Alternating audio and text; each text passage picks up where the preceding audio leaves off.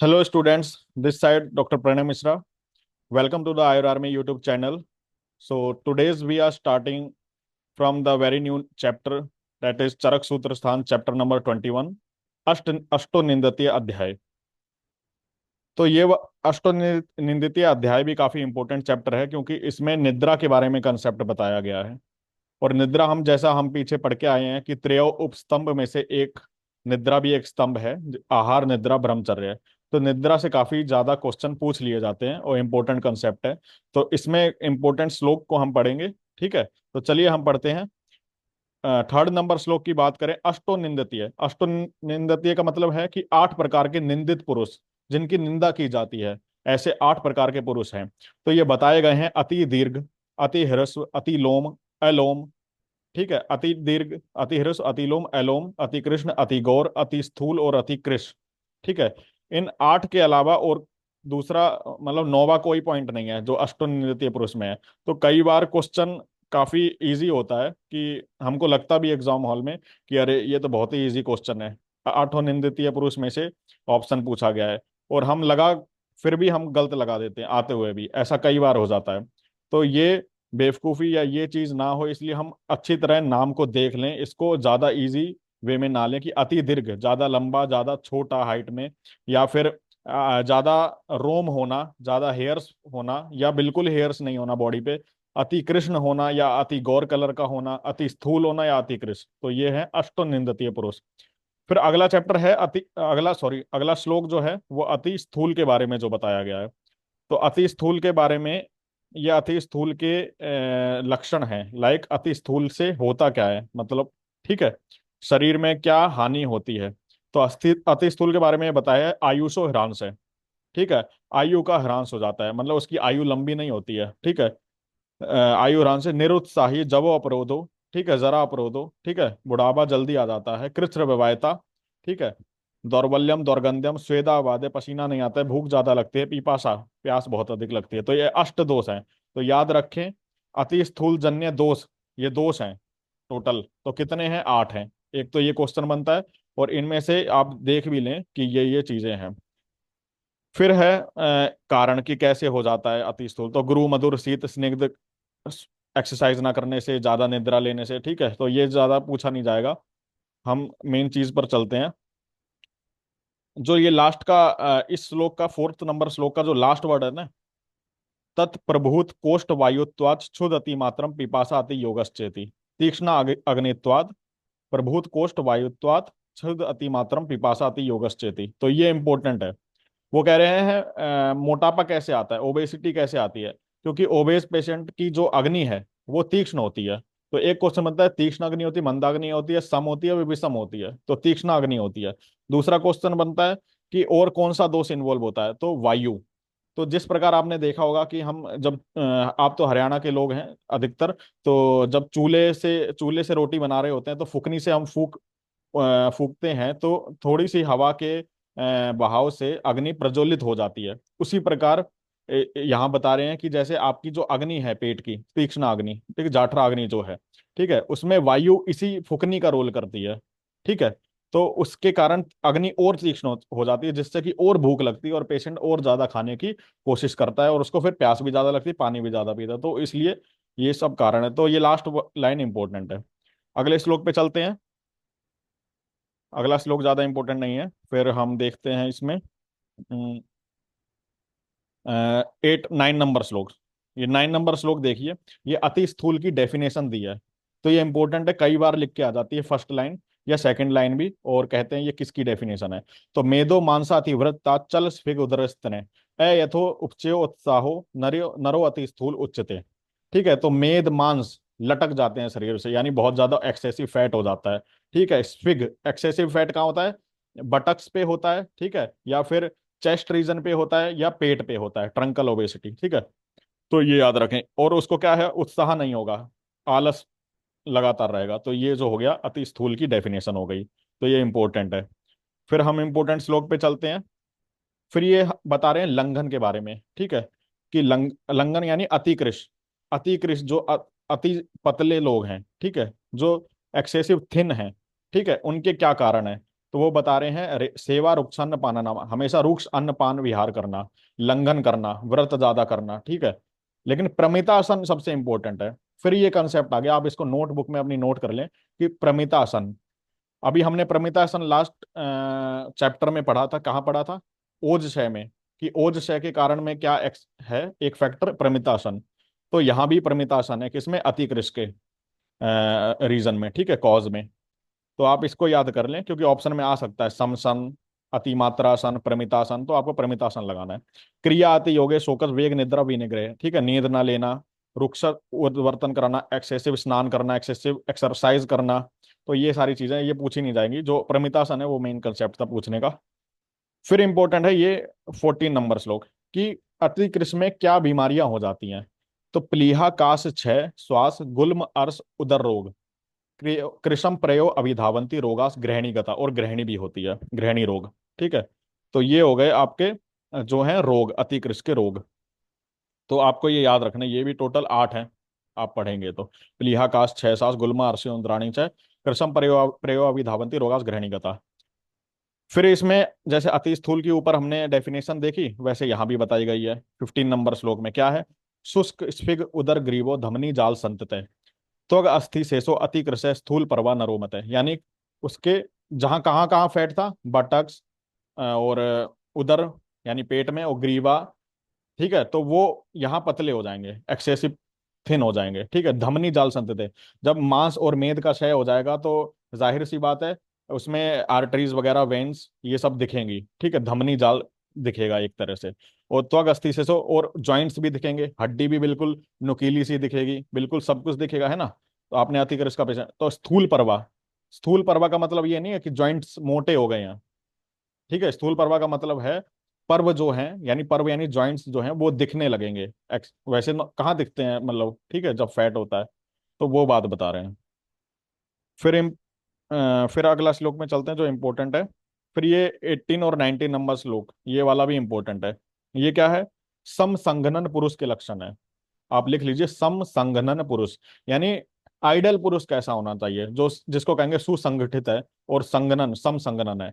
तो सम मांस प्रमाणस्तु सम संगननो नरे, दृढ़ इंद्रियत्वाद व्याधि नाम ना बलेना अभिभूयते, क्षुत पिपासा आतप सह शीत व्यायाम संग्रह, समपक्ता समजरे सम मांस चयोमते। यानी सब चीज सम मात्रा में, नॉर्मल सी बात है, सम मात्रा में हो, उसका मांस, मेद मेद, ठीक है, उसकी व्याधियां ना ज्यादा होती हो, बल भी सम मात्रा में हो, भूख सही लगती हो, प्यास सही लगती हो, ठीक है, अग्नि उसकी सम मात्रा में हो, ठीक है। तो ये सारी चीजें हैं जो समसंगनन पुरुष के हैं। तो इसमें से लाइन लिख के आ जाती है ये किसके हैं लक्षण। वैसे ये ज्यादा क्वेश्चन आया नहीं है, लेकिन फिर भी मुझे लगता है कि ये इंपॉर्टेंट कंसेप्ट है, इसलिए मैंने पढ़ाया, ठीक है। अगला चलते हैं, फिर ये इंपॉर्टेंट श्लोक है सबसे ज्यादा, 20 नंबर श्लोक। चिकित्सा बता दी है अति स्थूल और अति कृश की, ओनली एक लाइन में। क्या है? गुरु चाप तर्पणम चेष्टम स्थूला नाम कर्षणम प्रति, ठीक है। तो क्या बता रहे हैं? अति स्थूल की चिकित्सा बता रहे हैं, कर्षण चिकित्सा है, कर्षण, ठीक है। जबकि अगली लाइन में लिखा है कृषाना बृहणार्थ च लघु संतर्पणम चयत, तो लघु संतर्पण ये चिकित्सा है किसकी? अति कृश की, ठीक है। तो कर्षण चिकित्सा लिख लो आप अति स्थूल में, और संतर्पण चिकित्सा लिख लो आप अति कृश में। फिर क्या लिखा है? ठीक है, कर्षण को अपतर्पण भी कहेंगे और संतर्पण को ब्रहण भी कहेंगे, तो दोनों में से कोई भी शब्द आ सकता है कि किसकी क्या चिकित्सा है, तो ये याद रखें। बाकी भी कई सारा श्लोक में बताया गया है, ठीक है, चीजें। इसको हम पीडीएफ से देख लेते हैं, इस वाले से आपको नजर आ रहा होगा, अति स्थूल की चिकित्सा और अति कृश की चिकित्सा। जो भी श्लोक में बताया वो इसको हमने इसमें लिख लिया है। तो फर्स्ट पॉइंट है वातनाशक श्लेषमेध अपहरणार्थ अन्नपान, ठीक है, रुक्ष उष्ण तीक्ष्ण वस्तुओं का प्रयोग, गुडूची मुस्तक त्रिफला का सेवन और रुक्ष उत्वर्तन, तकरारिस्त मधु शरबत। तो इन सभी पॉइंट में 4 नंबर पॉइंट सबसे ज्यादा इंपॉर्टेंट है, क्या? तकरारिस्त और मधु शरबत का प्रयोग।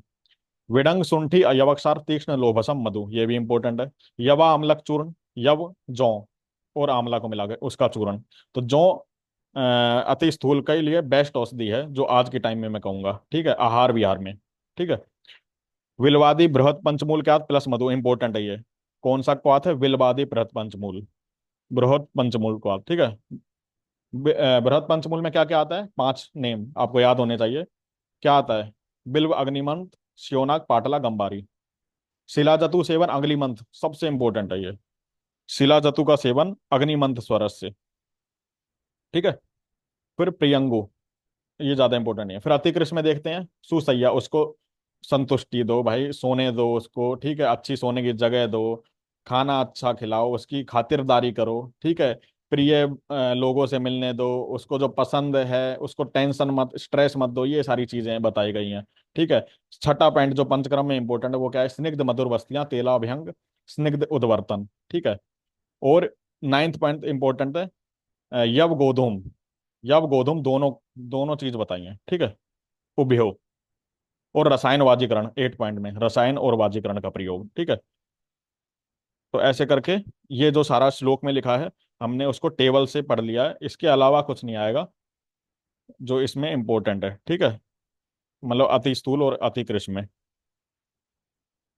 हाँ ये इंपॉर्टेंट है। एक एक मिनट, ये वाला श्लोक।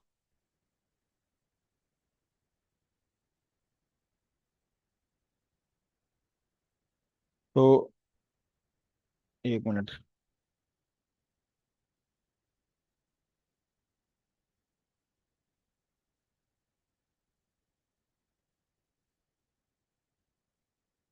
ये वाला देखिए, 28 नंबर श्लोक, सबसे इंपॉर्टेंट है ये। चिकित्सा सूत्र है एक तरह से, किसका? अति स्थूल का। क्या है? प्रजागरम, व्यवायम च व्यायाम चिंतनानी च। सिर्फ चार चीजें बताई हैं, ये चार चीजें आपको बिल्कुल सीक्वेंस से याद होनी चाहिए कि ये चार चीजें हैं जो अति स्थूल की चिकित्सा में इंपॉर्टेंट है। क्या? उसको कहो कि रात भर जगे, प्रजागरण, जागरण करे, व्यवाय करे, ठीक है, एक्सरसाइज करे, व्यवाय, ठीक है, व्यायाम करे, एक्सेसिव व्यायाम, ठीक है, चिंता, स्ट्रेस दे दो उसको, कह दो कि कल तेरा पेपर है, तू फेल होने वाला है, जल्दी पढ़ ले। ठीक है, तो ऐसी कोई स्ट्रेस दे दो। तो अति स्थूल का व्यक्ति जो है सबसे इंपॉर्टेंट जो चिकित्सा सूत्र है। ऐसे ही अति कृश का बताया एक लाइन में। क्या? 34 नंबर श्लोक की पहली लाइन, ये देखिए, अचिंतनाच कार्याणाम ध्रुवम संतर्पणेन च। ये तीन चीजें बताई हैं। अचिंतनाच, उसको चिंता ही मत दो। अगर उसका कल पेपर है तो उसको बोल दो कि भाई आज तेरा पेपर नहीं है, तेरा 1 महीने बाद पेपर है, आराम से मौज मस्ती कर। ठीक है, अचिंतनाच। तो ये मैं ऐसे ही हंसाने के लिए बोल रहा हूँ, ऐसा नहीं है कि कहीं आप अपने फ्रेंड को फेल करवा दें। अचिंतनाच कार्याणाम ध्रुवम, उसको कार्य दे दो, ठीक है, कोई काम करने को। कार्याणाम ध्रुवम संतर्पणेन च, ठीक है, संतर्पण चिकित्सा करो। स्वप्न प्रसंगात, उसको नींद, उसको नींद दो, उसको सुलाओ, उसको कहो कि भाई ज्यादा से ज्यादा तू नींद ले। ठीक है। नरो वराह ए पुष्यति, वराह क्या होता है? पिग, सुअर की तरह आप बिल्कुल मोटे हो जाएंगे। तो अतिकृष्ण की चिकित्सा बता रहे हैं। तो ये तीन चीजें इसकी और चार चीजें उसकी। तो ये बहुत ही इंपॉर्टेंट है, ये छूट गया था इसलिए। अगला ये इंपॉर्टेंट है 35 नंबर श्लोक। अब निद्रा की बात की जा रही है। सबसे पहला, निद्रा पढ़ने से पहले आप क्वेश्चन लिख लो कि निद्रा का वर्णन किस चतुष्क में आया है। चतुष्क पढ़े हैं ना हमने, तो ये कौन सा चतुष्क हुआ? ये हुआ योजना चतुष्क। तो आप लिख लो, निद्रा का वर्णन योजना चतुष्क में आया है। ठीक है।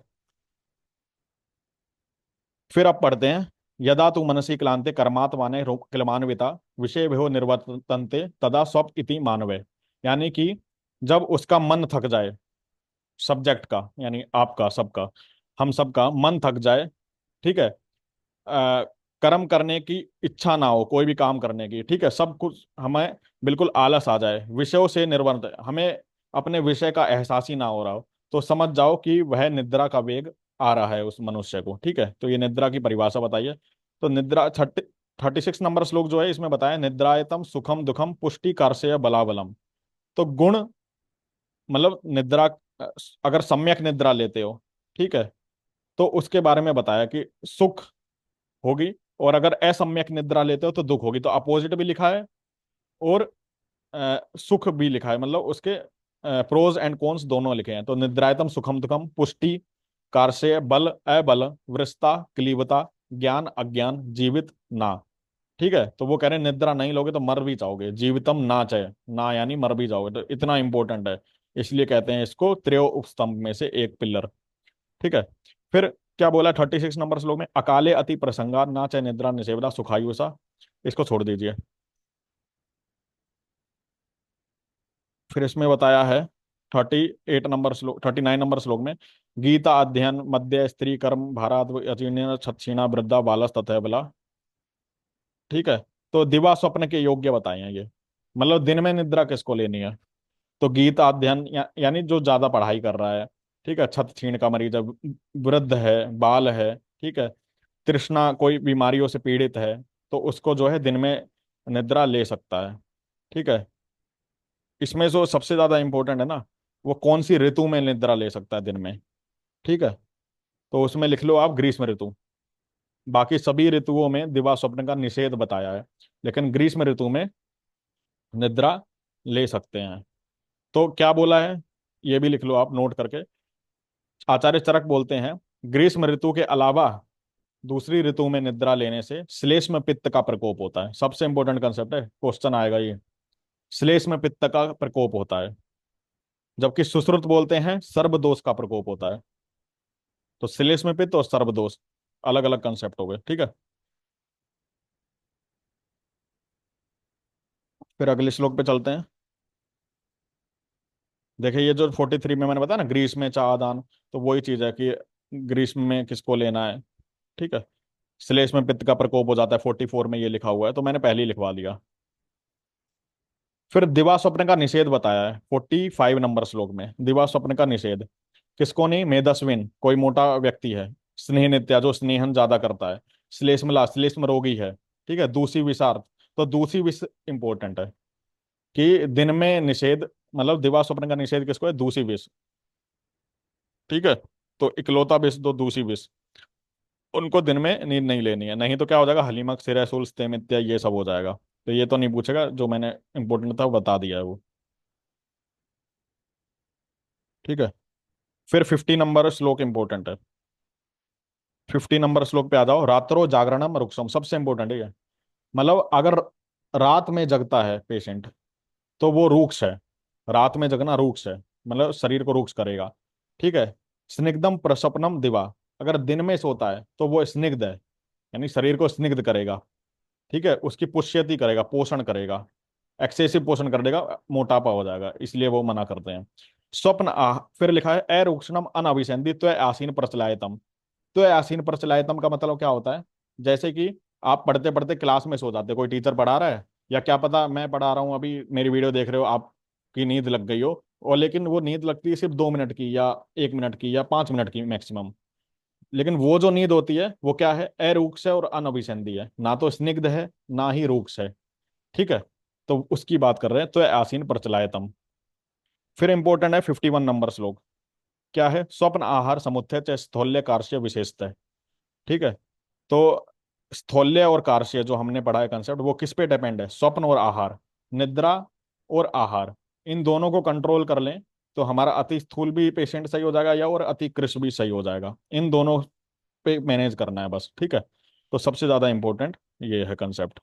ये लाइन लिख के आ जाती, स्वप्न आहार समुद्दे। जबकि सुश्रुत रस निमित्ते बोलते हैं, आगे पढ़ेंगे।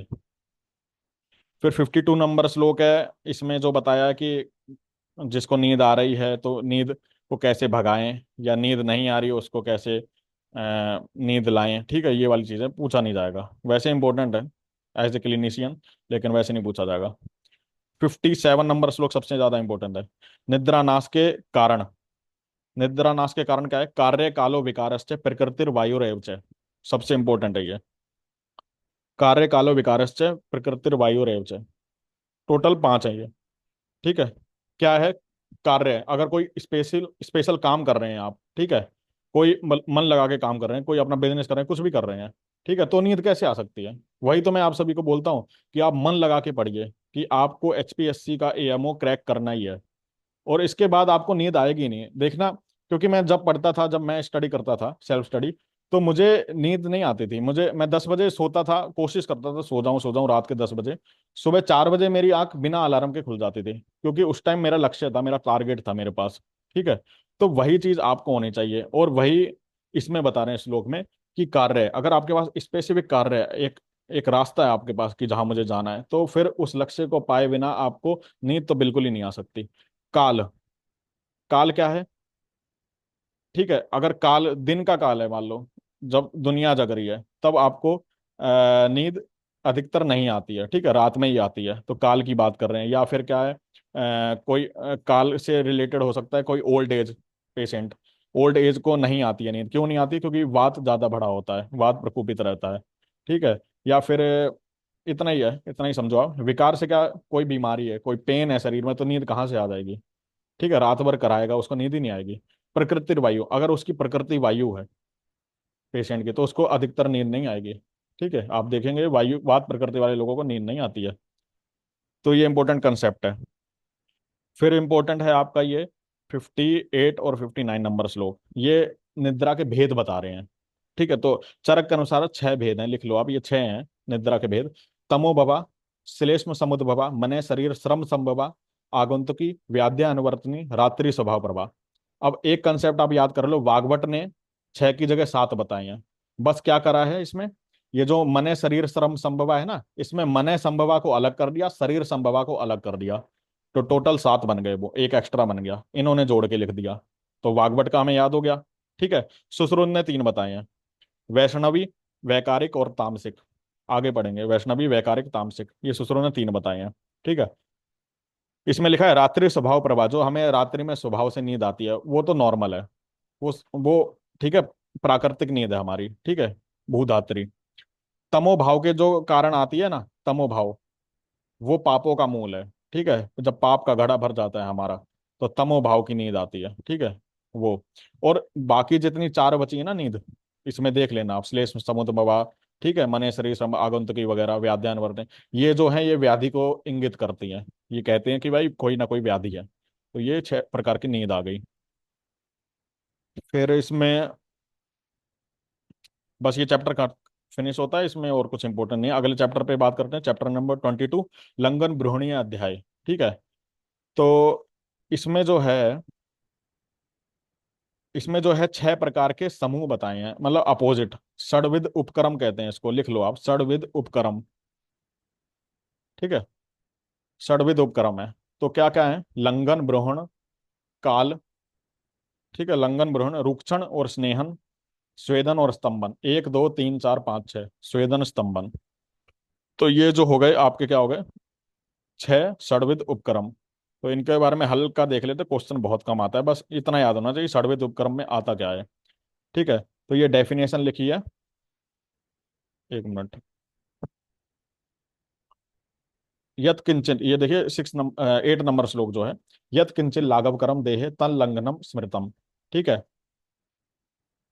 तो जो शरीर का लंघन करता है, ठीक है, उसको लंघन कहते हैं। बृहत शरीर यस शरीर से जनयते ब्रहण, जो शरीर का ब्रोहण करता है, पोषण देता है, उसको ब्रोहण कहते हैं। ठीक है, रौक्ष्य खरत्वम वैसद्य यत रूक्षणम किसको कहते हैं? जो शरीर में रूक्षता लाता है, खरत्वम लाता है, ठीक है, वो हो गया रूक्षणम। फिर बताए स्नेहनम, स्नेह विषयंद मार्दव क्लेद कारकम। तो विषयंदन, मार्दव, अंगों में मृदुता लाना, क्लेद लाना, ये जो स्नेहन के कारण होता है। स्तंभ का क्या है? स्तंभ गौरव, स्तंभ शीतग्नम, स्वेदनम, स्वेद कारकम। तो ये हो गया स्तंभ का। ठीक है, तो ये डेफिनेशन थोड़ी सी देख लेना आप। फिर ये गुण बताए हैं इसमें। तो इसमें जो इंपॉर्टेंट जो है ना, मैं बता देता हूँ कुछ कुछ। जैसे क्या है? कठिनम चेव, 12 नंबर, लंघन में कठिन। कठिन से याद रखना, अगर आए तो यहीं से क्वेश्चन बनेगा। ऐसे ही 13 नंबर श्लोक में याद रखना आप, स्थूल पिच्छिलम। स्थूल पिच्छिलम याद रखना। ठीक है, वैसे ही रूक्षण में आप याद रखना, प्राय से कठिनम। वहां था कठिनम चेव, यहाँ है प्राय से कठिनम चेव। तो थोड़ा मुश्किल हो सकता है, तो याद रखना, दोनों कॉमन करके भी आ सकता है, कठिन किस किस का है। ठीक है, फिर स्नेहन में याद रखना, स्नेहन में क्या रखना है? लास्ट लाइन, प्रायो मंदम मृदु चयत द्रव्यम तत्स्नेहनम मतम। ठीक है, फिर आप स्वेदन में याद रखना आप, 1 मिनट। स्वेदन में याद रखना क्या है आपको? स्निग्धम रूक्षम, स्निग्धम रूक्षम याद रखना। ठीक है, और फिर शीतम मंदम, ये स्तंभन का याद रखना। वैसे पूछा नहीं जाता दादा, आप एक बार मैंने जो बताया वो उसमें 4 5 पॉइंट है, छोटे छोटे, उसको देख लेना।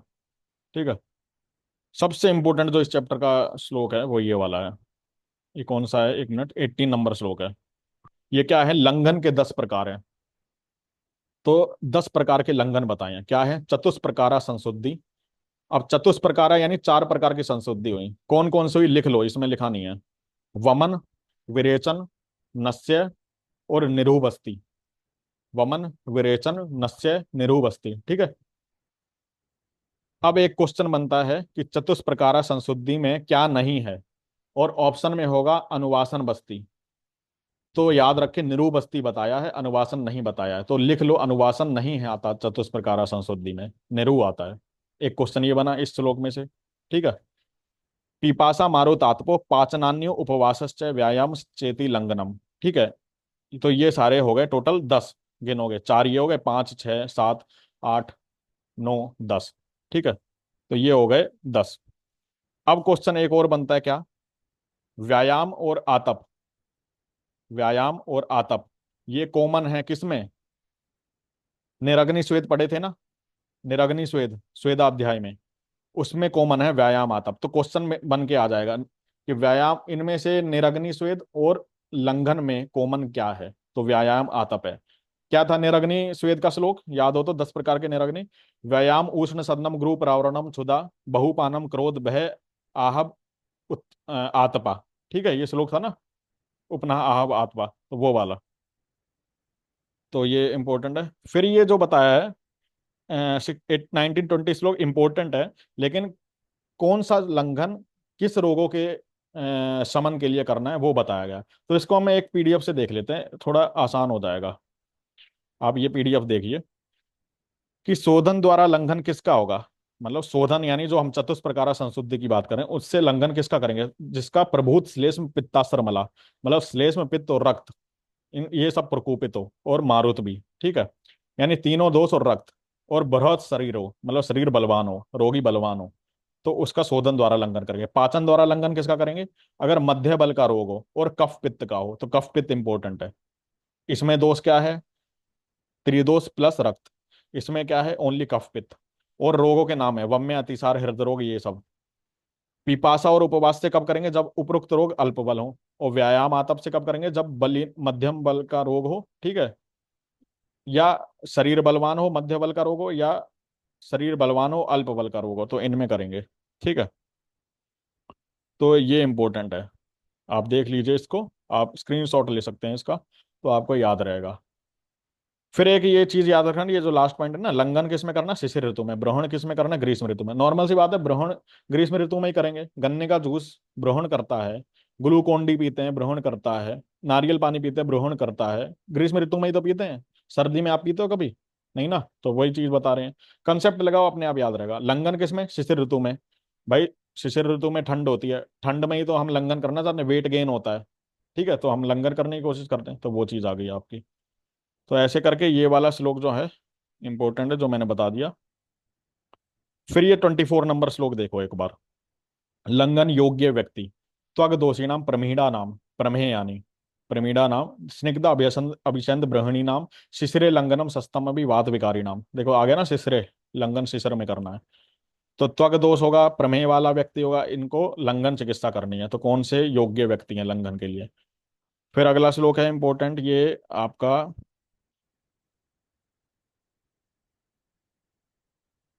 ये तो नहीं है इंपॉर्टेंट, अगला देख लेते हैं। 30 नंबर श्लोक में रूक्षण है ये, रूक्षण, इसमें उरु स्तंभ याद रखना बस, कि रूक्षण योग्य व्यक्ति कौन सा है, उरु स्तंभ वाला। बाकी शायद ना पूछेंगे उरु स्तंभ, लेकिन रोग का नाम आ रहा है तो ये पूछ लेंगे कि उरु स्तंभ रूक्षण करना है या स्निग्धन स्नेहन करना है। ठीक है। फिर है आपका 33 नंबर श्लोक, ये क्या है, स्तंभन योग्य व्यक्ति। तो पित्त छारा अग्नि दग्धा, इनका स्तंभन करेंगे ना। वम्य अतिसार पीड़िता, ज्यादा वमन हो रहा है स्तंभन औषधि देंगे, वमन रुक जाए, ज्यादा विरेचन हो रहा है तो स्तंभन देंगे, अतिसार हो रहा है। ठीक है। विष स्वेदा अति योगार्ता, स्तंभनिया विदा, ये ज्यादा इंपॉर्टेंट है। विष होगा तो क्या करेंगे, स्तंभन करेंगे। तो ये हो गया आपका। तो ऐसे करके इसमें शायद इतना ही इंपॉर्टेंट था। बाकी देख लेता हूँ, अगर कुछ मिलता है तो मुझे। ये 43 नंबर एक बार देख लेना, इसमें लिखा है षटत्वम तू ना अतिवर्तते त्रितत्वम वाताद्यो यथा। षटत्वम यानी षड्विध रोग, जो षड्विध कर्म जो हमने बताया अभी, लंघन ब्रूहण स्वेदन, ठीक है, स्निग्ध स्नेहन, ये सब। और त्रितत्वम वाता यानी वातादि, षटत्वम से याद रखना अगर ये लिख के आ जाए, किसके लिए, षड्विध उपक्रम के लिए। तो ये चैप्टर फिनिश होता है। अगला जो चैप्टर है, चैप्टर नंबर 23 संतर्पणीय अध्याय है। ठीक है। संतर्पणीय अध्याय में क्या है इंपॉर्टेंट, कुछ रोग, दो प्रकार के रोग हैं, संतर्पण जन्य और अपतर्पण जन्य। संतर्पण जन्य क्या हुआ? जिसमें हमने ज्यादा संतर्पण जन्य आहार लिया, एक्सेसिव खाया, भूख से ज्यादा खाया, ठीक है, संतर्पण जन्य आहार लिया, तो वो उससे क्या रोग हो गए? अवतर्पण क्या हो गया? हमें जितना खाना चाहिए था मात्रा से भी कम खाया, पौष्टिक आहार भी नहीं खाया, ठीक है, तो उससे क्या रोग हुए? तो वो चीजें इसमें बताई हैं। तो इसमें हम मेन श्लोक पे जाते हैं, ठीक है, कि संतर्पण जन्य क्या है। संतर्पण जन्य रोग टोटल 16 हैं ये, 5 6 7 श्लोक में बताया है। तो क्या क्या है? प्रमेह, संतर्पण जन्य ही हुआ, ज्यादा खाते हैं तभी तो प्रमेह होता है। कंडू, पीड़िका, कोठ, पांडवाम्य ज्वरा, कुष्ठान्य, आम प्रदोषस, मूत्र कृच्छ्रम अरोचक, तंद्रा क्लेबियम अतिस्थौल्यम आलस्य गुरुगात्रता, इंद्रिय स्रोतसाम लेपो बुद्धिर मोह प्रमीलक, सोफ, ठीक है, ये टोटल आपके हो गए 16, ये लगभग संतर्पण जन्य रोग है। ठीक है, एक बार हम अवतर्पण जन्य को भी देख लेते हैं। इसमें इसमें आप सीधे ये लिख लीजिए, एक चीज लिखवा रहा हूं मैं आपको, कि संतर्पण जन्य और अपतर्पण जन्य आगे पढ़ेंगे, उनमें कुछ कॉमन है। दो चीज कॉमन है, दो रोग कॉमन है, क्या है? मूत्रकृच्छ और अरोचक कॉमन है दोनों में। तो आप ये लिख लीजिए, मूत्रकृच्छ और अरोचक इज कॉमन इन संतर्पण जन्य रोग एंड अपतर्पण जन्य रोग। आगे ये जो है चिकित्सा बता रहे हैं संतर्पण जन्य की, सस्तम उल्लेखनम, यानी उसका पंचकर्म करवाएं, विरेचन, वमन वगैरह, ठीक है, रक्त मोक्षण, व्यायाम करवाएं, धूम स्वेदन करवाएं, सछोदर अभ्याप्राश है, तो सछोदर अभ्याप्राश इंपॉर्टेंट है। रुक्ष अन्न सेवन, अपोजिट करवाएंगे ना, रुक्ष अन्न देंगे, संतर्पण जन्य रोग है, सछोदर अभ्याप्राश, चूर्ण प्रदेहा, कंडू कोट विनाशना। तो ये इंपॉर्टेंट हल्का सा था, कंसेप्ट लगाओगे तो याद करने की जरूरत भी नहीं है, क्वेश्चन आएगा आप लगा लोगे। फिर ये औषधियों के नाम है, इसमें ऐसा कुछ नहीं आएगा, ना आया है। वो संतर्पणजन्य रोग अगर नाम याद है ना, उसमें से ही याद आता है, इनमें से पहचानो कौन सा अपतर्पणजन्य कौन सा वो, और कॉमन वाला से क्वेश्चन बन जाता है कि कॉमन इनमें से दोनों में कौन सा है। ठीक है, फिर आपका,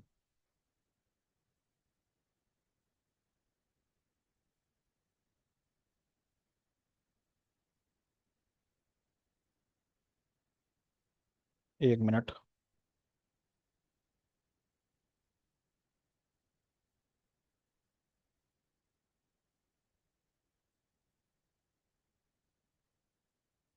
ये जो है अपतर्पणजन्य रोग है, कहाँ से?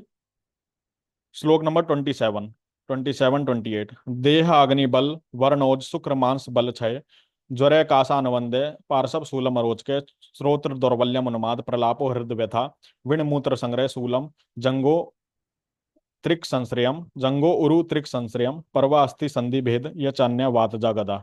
ठीक है, उर्वाताद्य सर्वे जानते ते अब तर्पणात्, 28 तक, ठीक है, 29 तक।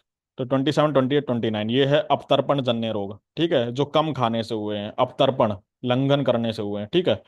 तो इसमें याद रखें कासा अनुबंध ज्वर, कासा अनुबंध ज्वर, ठीक है, उसमें भी ज्वर था, लेकिन उसमें नॉर्मल ज्वर ज्वर था संतर्पण जन्य में, इसमें कासा अनुबंध ज्वर है, ठीक है। और याद रखें आप, उन्माद प्रलाप हृदय व्यथा, उन्माद प्रलाप हृदय, उन्माद जो है वो एक अपतर्पण जन्य रोग है, तो मानसिक विकार जहां भी आ जाए वो इंपॉर्टेंट हो जाता है, उन्माद प्रलाप हृदय व्यथा, ठीक है। और कॉमन तो हमने करवाई दिया, मूत्र कृच्छ और अरोचक, ये जो कॉमन है, ठीक है। एक चीज जो है इंपॉर्टेंट, इसमें संतर्पण दो प्रकार का होता है, ठीक है, ये देखिए लिखा हुआ है 31 नंबर श्लोक में, 30 नंबर, तेषाम संतर्पण तय पुराख्यम औतम यद तदात्वे समर्थम स्याद अभ्यासे व तदेश सद्य क्षीणो ही सद्य संतर्पण। ठीक है, तो दो प्रकार के संतर्पण होते हैं, संतर्पण के दो भेद, ये क्वेश्चन आया हुआ है इंपॉर्टेंट, आप नोट कर लो, संतर्पण के दो भेद हैं, सद्य संतर्पण और संतर्पण अभ्यास। सद्य संतर्पण क्या है?